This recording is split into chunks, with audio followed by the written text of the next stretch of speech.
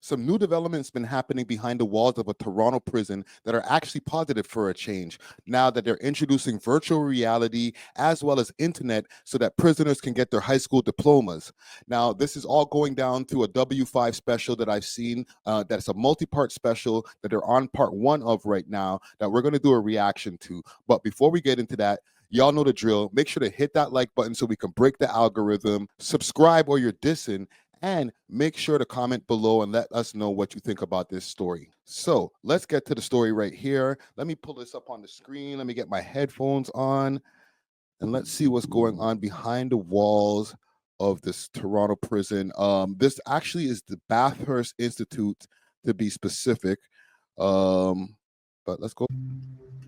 I think I got the Barbed name. wire surrounds Bath Institution, a federal Bath Institution. Okay. So let's go. Let's start it over again. Let's go through it. Barbed wire surrounds Bath Institution, a federal medium security prison on the shores of Lake Ontario. It has been home to notorious criminals. It's an unforgiving place. But on the inside, prisoners can see this. A lush landscape, a river with companions along the water. It's not real, it's virtual reality. And it's one part of a technological revolution in Canadian prisons that could change how prisoners learn, and the system hopes could cut down on serious crime. W5 was invited inside of Bath Institution to see how this transformation is happening and why. It gave me a chance to make a professional.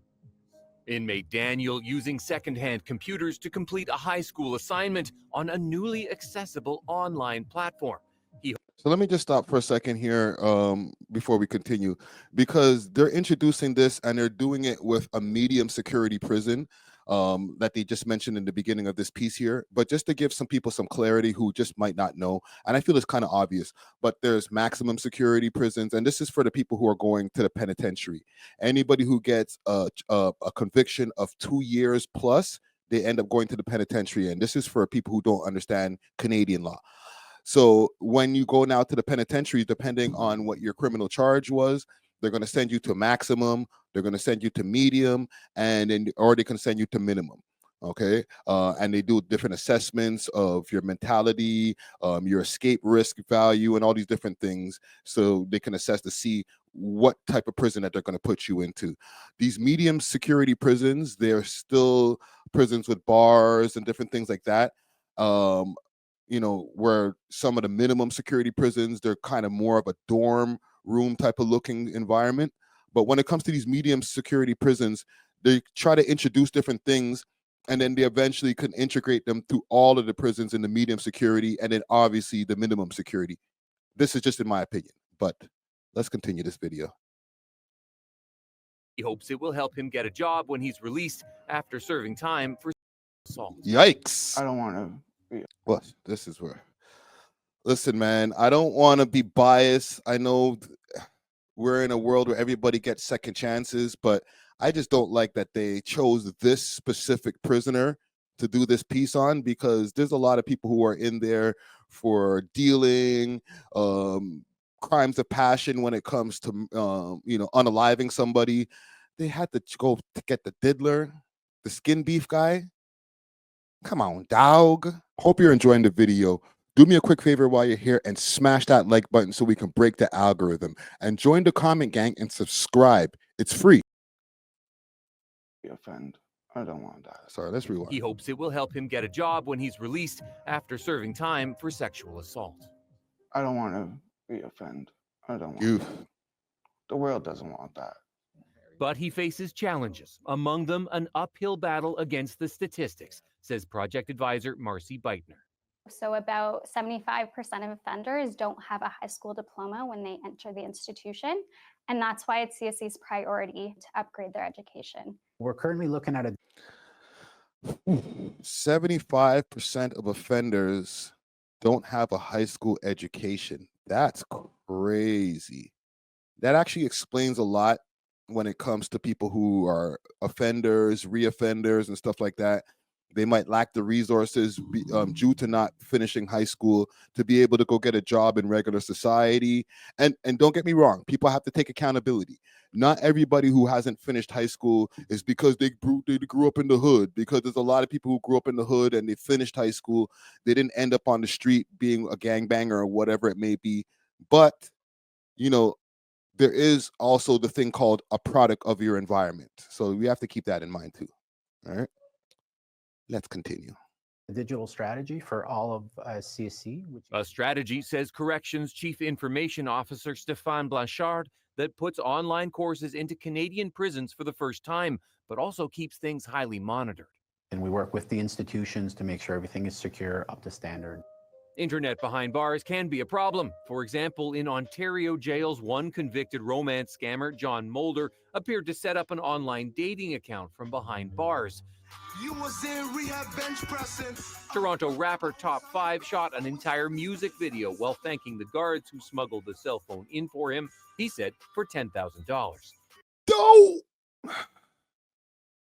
Damn, man. How they get Top5 up on this video right here. And I guess also when they're talking about integrating these different things into the prisons, like this, a low level of internet, right? You know, being able to use it for educational purposes and stuff like that. There's a lot of risks because, you know, I use myself as a reference just from my own experience. When I was away and I was in the penitentiary, a minimum security penitentiary, they had computers. There was a room that was full of computers that you can use. You can, you know, use the word processor and make your resume, do whatever. However, you know, they weren't going to let you use the internet because there's diddlers in there. You don't want some, you know, offender to get on one of those computers, go online, and then start re-victimizing people while they're still behind bars. Like, that's just crazy. But having zero internet access, like I know in the States, you're allowed to use emails, different places, they give you not cell phones, obviously, but a way that you can text message people and stuff like that. I don't know how that works. I'm not in America. But those different things deter people from getting contraband cell phones. You know what I'm saying? Where in this situation, they're talking about Top5 paying $10,000 to the guards. There's not only this, there's a video where he was showing his laptop and stuff and like, yo, thank you to the guards for getting me these laptop, or let me get this laptop. Known as rapper Top5, joined an online live stream where he boasted about his time in jail. I had a knife in jail. I had a cheeseburger in jail. I had a phone in jail. Shout out to the COs that took care of me, gave me the phones. Big paid jail. That laptop and that's with the portable in the band though. And he filmed the whole music video. So maybe, you know, and I'm sure this is like a one-off case. Obviously, it's a one-off because nobody else has done that. But for other prisoners who, you know, might be resorting to getting cell phones and different things, this other guy here, he did the some kind of dating scam from behind bars, bro. That's crazy.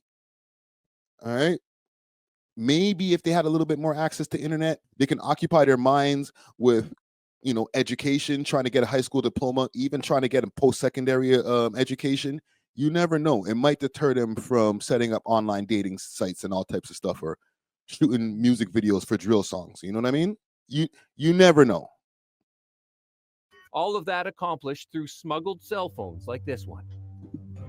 Across the country, including all prison systems, the number of contraband phones seized adds up to about 4,800 a year, or a rate of 13 a day, giving an Jesus Christ.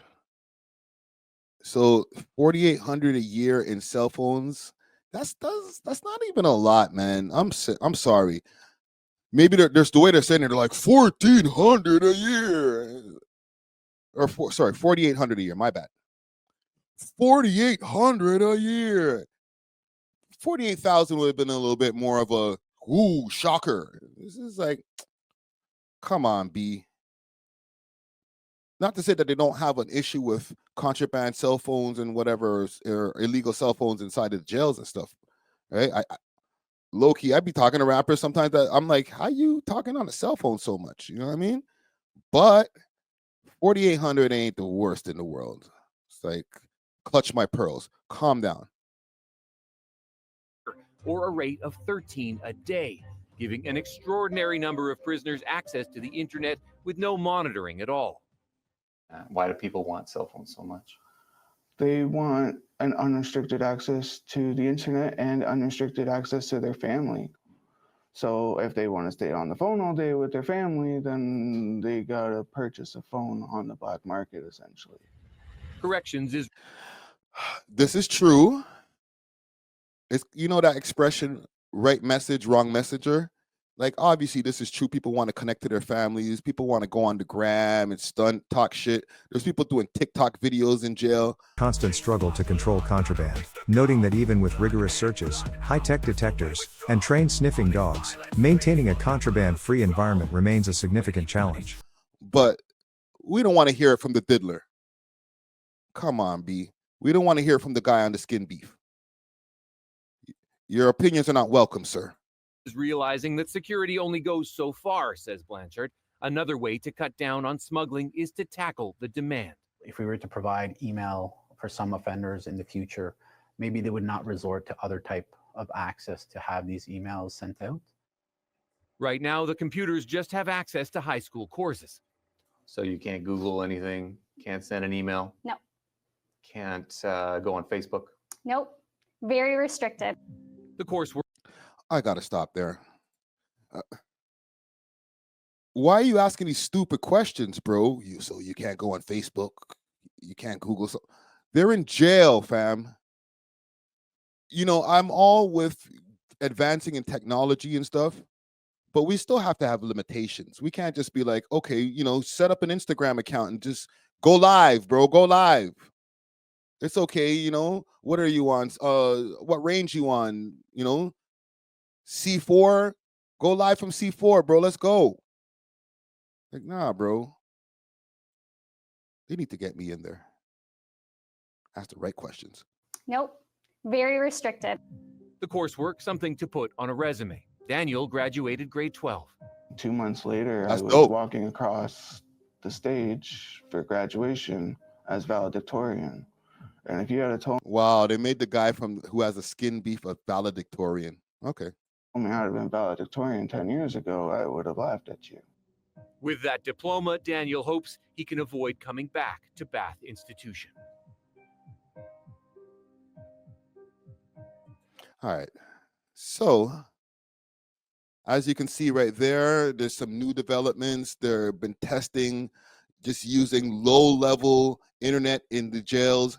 There has been no internet prior to that, like I mentioned earlier. So to be able to get some low-level internet so that you can go online, do some courses, get a high school diploma like, you know, Mr. Skin Beef did over here, I think that's a positive thing. Mind you, I don't know if it's something that should be privy to all prisoners, because the reason originally before it was like just because rappers or, you know, hood niggas was just using it to go online and stuff.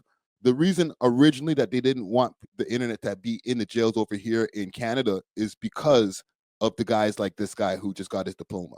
So I'm still kind of on the fence when it comes to who is going to be allowed to be able to have access, even on a low level, when it comes to the internet behind bars. But this is what we have so far. It's only part 1. I'm waiting for part 2 to drop. When part 2 drops, we'll definitely review part 2 as well. Let me know what you all think in the comments below. Do you think it's a good idea to integrate more internet access in jail? Let these guys be able to actually get their high school diplomas from behind bars? Do you actually think that it's going to deter people from bringing in illegal cell phones and different things that have been happening, and laptops, like they mentioned with the Top5 incident? Okay, let me know in the comments below. I read all comments and try to respond to as many as possible. All right, so let's have a conversation in the comment section. Make sure to hit that like for the algorithm on the way out, and subscribe or you're dissing. This is another news from the 6th story. We are off of this. Deuces. We love hip hop.